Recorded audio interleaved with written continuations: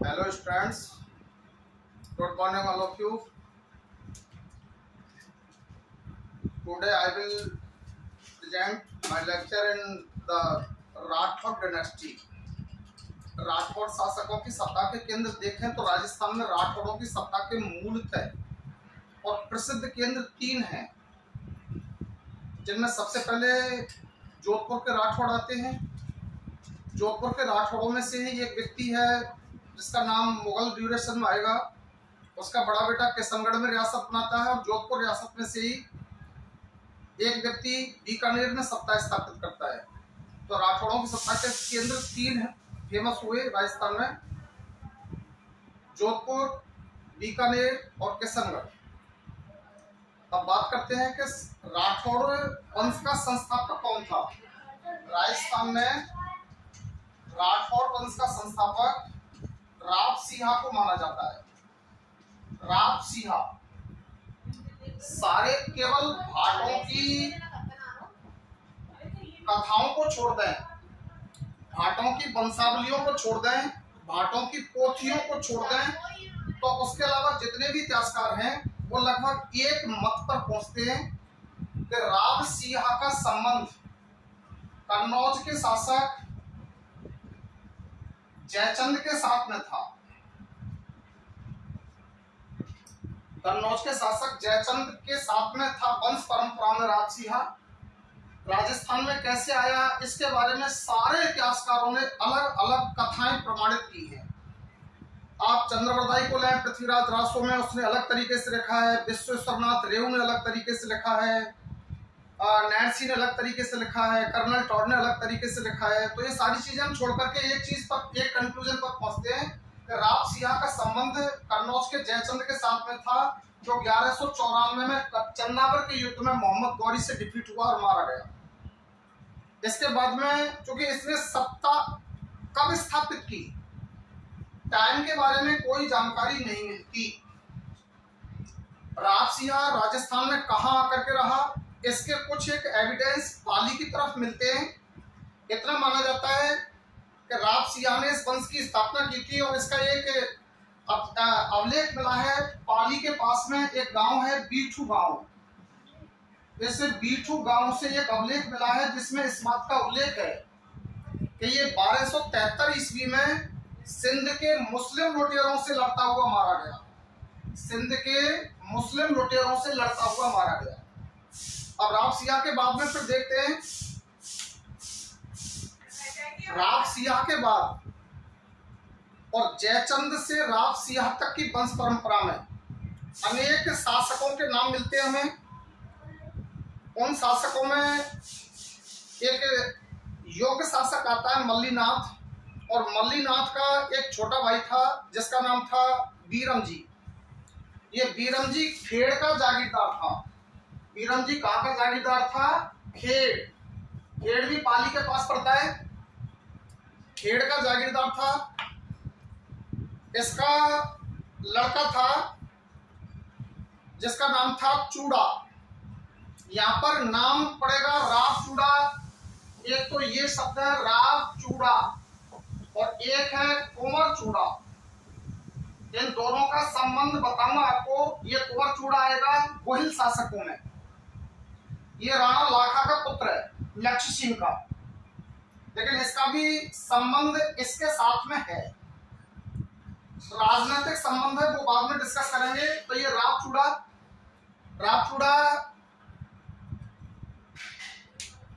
ये बीरम जी का लड़का है।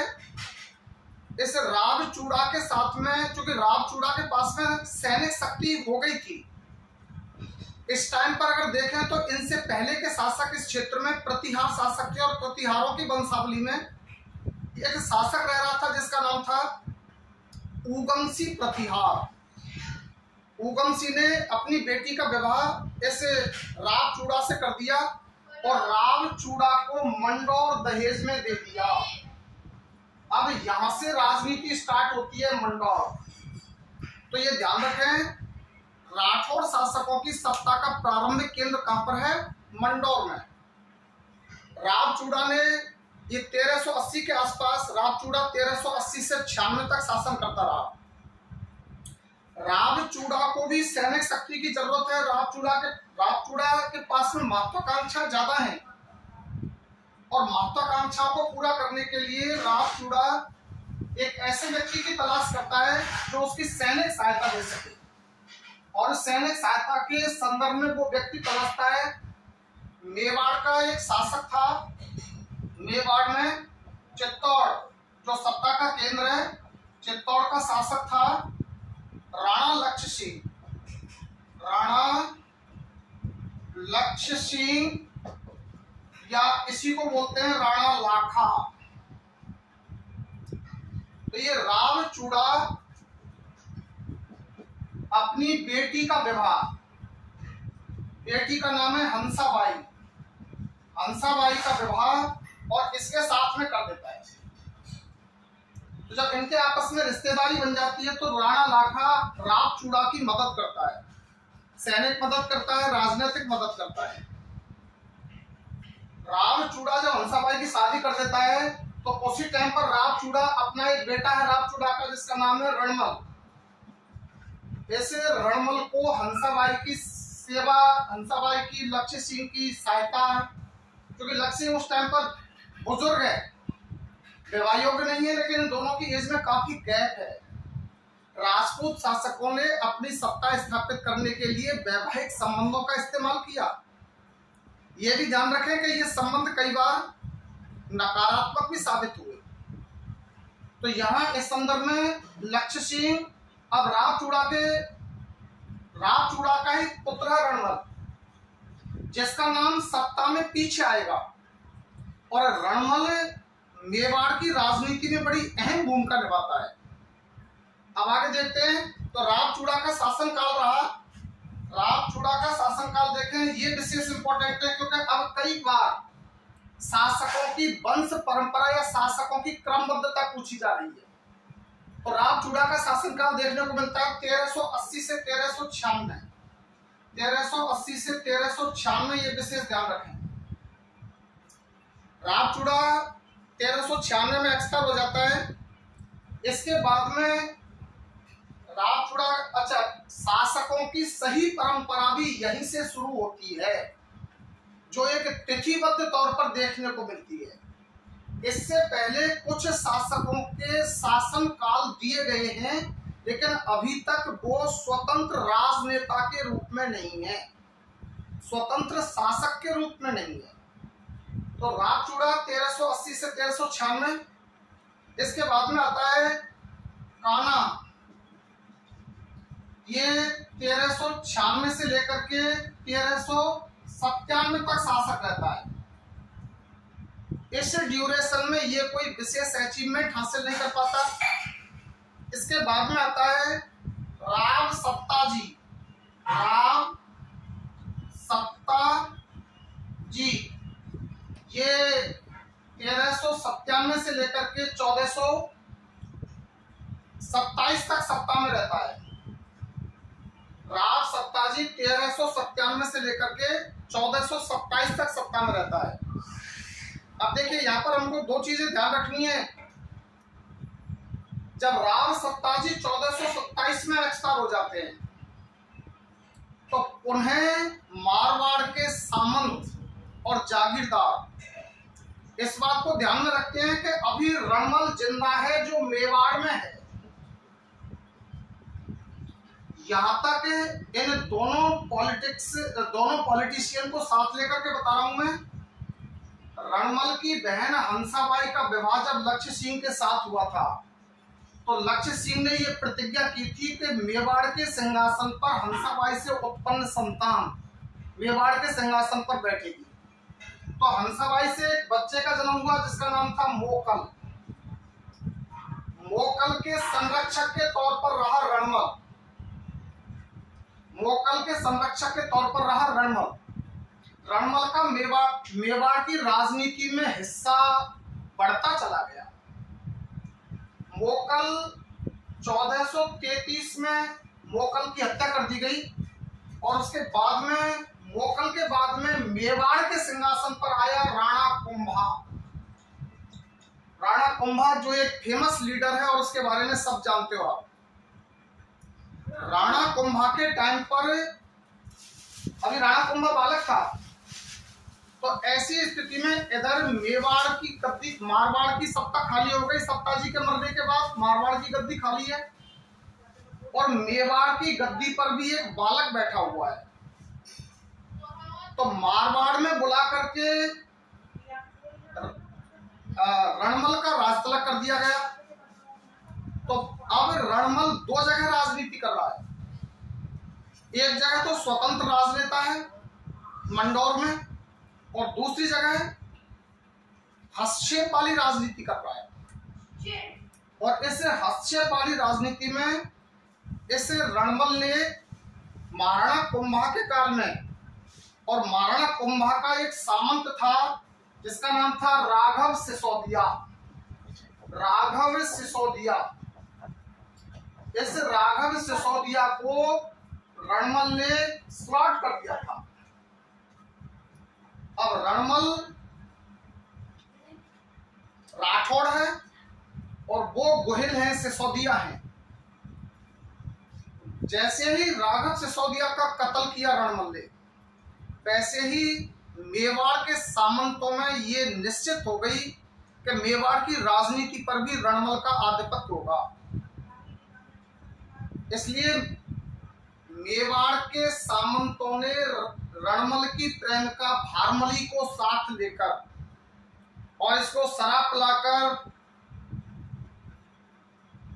स्लॉट कर दिया रणमल को। तो रणमल का जो ड्यूरेशन रहा वो 1427 से 1438 तक रहा। राव चूड़ा, नंबर 2 कान्हा, नंबर 3 राव सत्ता, नंबर 4 राव रणमल। और राव रणमल का टाइम ड्यूरेशन है 1427 से लेकर के 38 तक। राव रणमल का रूलिंग टाइम है 1427 से 1438 तक। अब देखिए, यहां तक काम करने के बाद में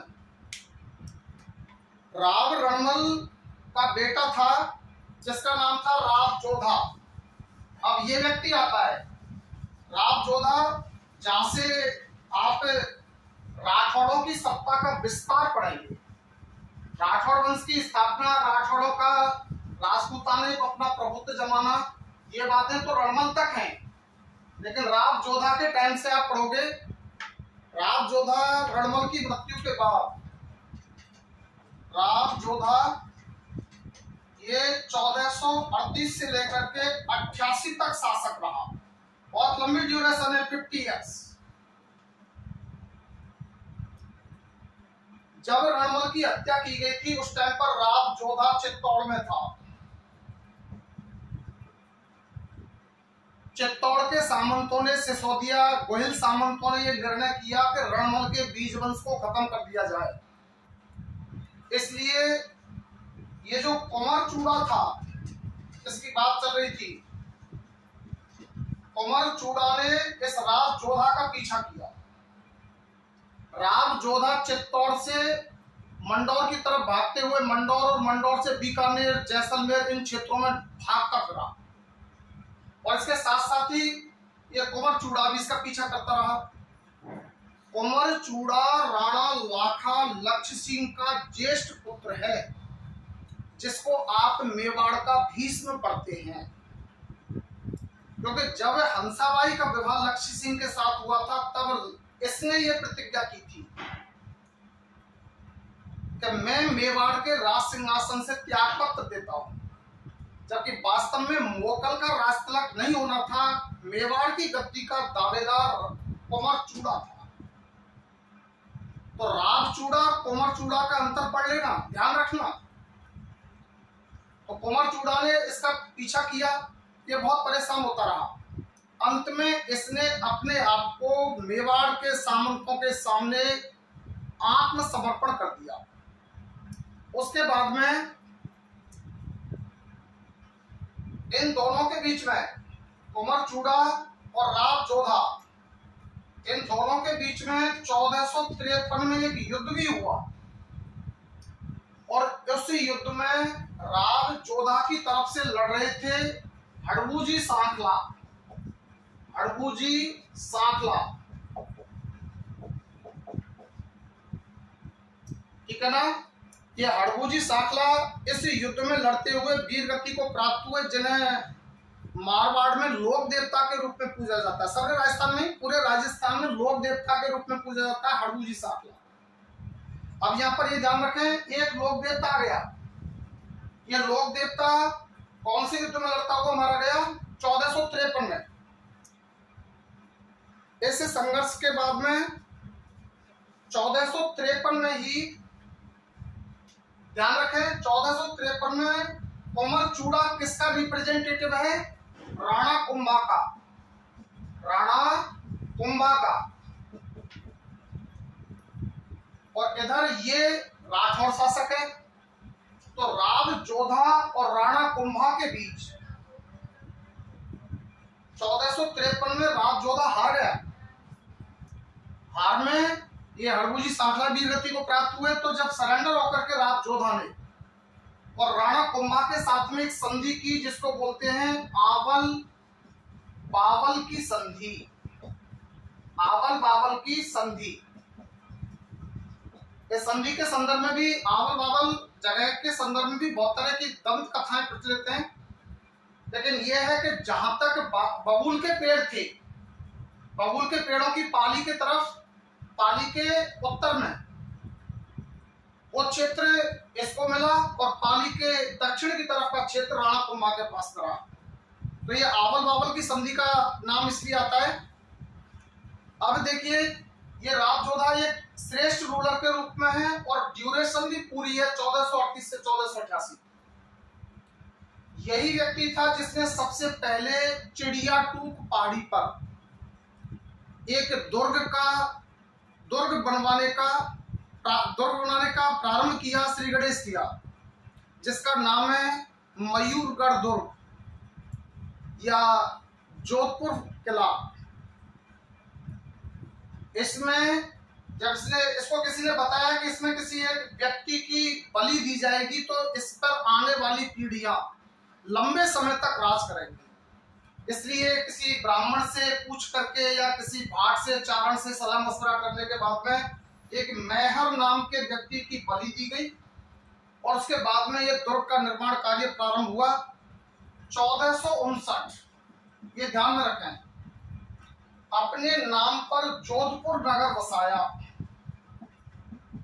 और जोधपुर दुर्ग का निर्माण कार्य प्रारंभ करवाया। इसके बाद में, क्योंकि इस किले में ही एक बहुत इंपॉर्टेंट बात थी कि देखिए, हमारे यहाँ शक्ति की उपासना बहुत रही है। अगर सारे राजपूत शासकों के शिलालेखों को आप जब देखोगे तो देवी की उपासना बहुत रही है। इस दुर्ग के अंदर ये इंपॉर्टेंट टल हुआ है। जोधपुर में जब मयूरगढ़ दुर्ग का निर्माण कार्य प्रारंभ हुआ, उसी समय दुर्ग के अंदर नागड़ेची माता का मंदिर बनवाना भी शुरू किया। ये नागड़ेची माता बाद में और ध्यान रखनी है एक जगह, क्योंकि ये नागड़ेची माता की प्रतिमा आभूषणों के तौर पर एक बक्से में, देने तो आभूषण थे लेकिन आभूषणों के स्थान पर नागड़ेची माता की प्रतिमा रख करके बक्सा उदयपुर के राणा उदय सिंह को दे दिया गया।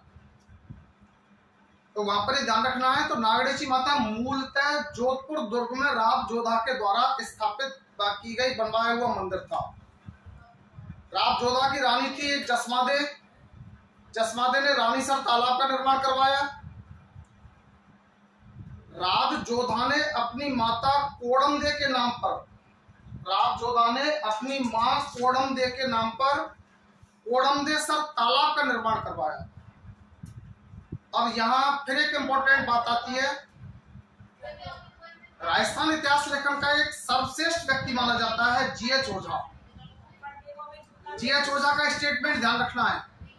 जीएच ओझा ये कहते हैं कि जोधपुर का प्रथम प्रतापी शासक, जोधपुर का प्रथम प्रतापी शासक कौन था? राव जोधा। राव जोधा का ड्यूरेशन भी ध्यान रखना है, 1438 से 1488। इसके बाद में आता है राव सातल देव। 1488 एकदम बिल्कुल सीक्वेंस में डेट टू डेट याद रखते चलें।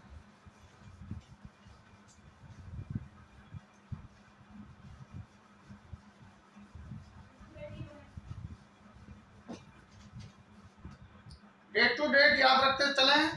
नाम है राव सातल देव, सातल देव, और इसका टाइम है 1488 से 1492। 4 साल की ड्यूरेशन है, लेकिन 4 साल की ड्यूरेशन में बहुत बड़ा काम किया। देखिए यहाँ पर अभी एक चीज और बतानी है मुझे, उससे लेक्चर लंबा हो जाएगा और वो चीज अब नहीं बता पाऊंगा।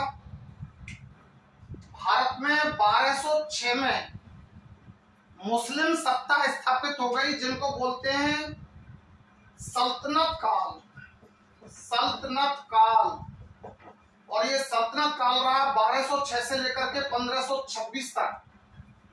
और इसमें सुल्तान, इसके रूलर सुल्तान कहलाए। सल्तनत काल में जो सुल्तान, जो मुस्लिम रूलर थे, इन मुस्लिम रूलरों ने भारत के विभिन्न क्षेत्रों को विजिट किया। ये भी ध्यान रहे चौहानों के इतिहास में भी पढ़ाना पड़ेगा।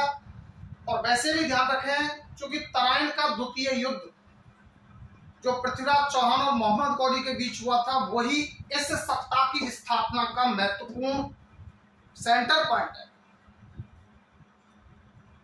तो उसके बाद में जब ये मुस्लिम सत्ता स्थापित हो गई, तो मुसलमानों ने राजस्थान में भी अपनी सत्ता स्थापित कर ली और अजमेर नागौर को अपना गढ़ बना दिया। अजमेर में एक व्यक्ति शासन कर रहा था जिसका नाम था मल्लू खां। अजमेर का गवर्नर था मल्लू खां, और मल्लू खां का सेनापति था घोड़ला। मल्लू खां के सेनापति का नाम क्या था? घोड़ला। इस घोड़ला ने और नागौर पर आक्रमण कर दिया। घोड़ला ने नागौर पर आक्रमण कर दिया। नागौर पर आक्रमण कर दिया तो नागौर के जो सेनापति थे दूधा और बरसिंह, ये सातल देव के भाई थे, दूधा और बरसिंह। दूधा और बरसिंह इस घोड़ला ने ये डिफीट कर दिए। तब राव सातल देव स्वयं सेना लेकर के आया। अच्छा, जब इनको डिफीट कर दिया था तो इस घोड़ला ने, इस मुस्लिम व्यक्ति ने 140 हिंदू लड़कियों को अपनी गिरफ्त में ले लिया। 140 हिंदू लड़कियों को अपनी गिरफ्त में ले लिया। और मुस्लिम इस्लामिक ट्रेडिशन में जैसे पहले जो था, जब कोई शासक डिफीट हो जाता था मुस्लिम शासक से, तो उसके यहाँ से स्त्री पुरुष बच्चों को ला करके अपने यहाँ बंदी बना लिया जाता था, या एंटी सोशल एक्टिविटीज में उनका मिसयूज किया जाता था। तो उस टाइम पर जब इसको सातल देव को इस बात का पता चला, तो सातल देव और घोड़ला के साथ में युद्ध करने के लिए तैयार हुआ। 1492 में और कोषाणा का युद्ध हुआ। अब ये ध्यान रखें, कोषाणा का युद्ध, इस कोषाणा के युद्ध में घोड़ला को बुरी तरीके से डिफीट किया और घोड़ला को खत्म कर दिया। घोड़ला का सिर काटकर और इन लड़कियों को दे दिया। लड़कियों ने इसमें सिर में भाले लगा करके उसके पूरे मुंह पर छेद कर दिए। तब से ही, अच्छा ये घटना थी गणगौर के दिन की, चैत्र शुक्ल तृतीया, जब हमारे चैत्र के नवरात्र चलते हैं, गणगौर का जो फेस्टिवल होता है, उसी समय से राजस्थान में घोड़ला का त्योहार मनाया जाता है। ये ध्यान रखें कि घोड़ला एक मुस्लिम सेनापति है। घोड़ला कोई देवता नहीं है, लेकिन इसको राव सातल देव ने डिफीट किया, इसको खत्म किया। तो एक तो फेस्टिवल शुरू हो गया घोड़ला के नाम पर, और दूसरा कोषाणा का युद्ध। ये ध्यान रखना, कोषाणा का युद्ध किस किस के बीच हुआ? राव सातल देव और घोड़ला के बीच। ये सबसे इंपॉर्टेंट बात थी। अब चलते हैं राव सूजाजी। सूजा जी, ये शासकों को क्रमबद्धता में लिख लें आप। राव सूजा जी का टाइम है 1492 से 1531, सॉरी 1492 से 1531। राव सूजा जी का टाइम 1492 से 1531। इसके टाइम पर कोई विशेष बड़ी घटना नहीं हुई मारवाड़ के इतिहास में। इसके बाद में एक अच्छा व्यक्ति आता है जिसका नाम है, राव सूजा जी के बाद राव गंगा। राव गंगा, इसका जो टाइम है बेटा, वो टाइम 1515 से एक मिनट बेटा, राव सूजा जी का जो टाइम था वो था 1492 से 1515। राव सूजा जी का जो टाइम था वो 1492 से 1515, ये राव सूजा जी का टाइम था। और फिर इसके बाद में राव गंगा का टाइम है 1515 से लेकर के 1531। पहले कोई थोड़ी सी मिस्टेक हो गई टाइम ड्यूरेशन में। राव सूजा जी का टाइम 1492 से 1515 और उसके बाद में राव गंगा का टाइम 1515 से लेकर के 1531। इस बीच में 1528 में एक प्रसिद्ध युद्ध हुआ था जिसको खानवा का युद्ध कहते हैं। एग्जाम का मुझे नाम याद नहीं आ रहा, लेकिन ये कंफर्म क्वेश्चन आया है। खानवा युद्ध में जोधपुर के किस शासक ने अपनी सैनिक सहायता दी थी? खानवा के युद्ध में जोधपुर के किस शासक ने सैनिक सहायता भेजी थी? तो राव गंगा ने अपने ज्येष्ठ पुत्र राव मालदेव को और सैनिक सहायता के साथ राणा सांगा की सहायता के लिए खानवा भेजा था। राव सूजा जी के बाद में राव गंगा का यही सबसे बड़ा इंपॉर्टेंट योगदान है। इसके बाद में देखें, इंपॉर्टेंट शासक आता है राव मालदेव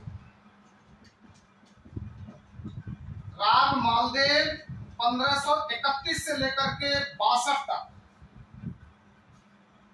इन शासकों की अब तक जो शासक पड़े हैं राव मालदेव से पहले, इनकी उपलब्धियां कम हैं। वास्तव में जोधपुर रियासत को एक राज्य के रूप में स्थापित करने का श्रेय राव मालदेव को जाता है। राव मालदेव की गतिविधियों पर कल विचार करेंगे। Thank you.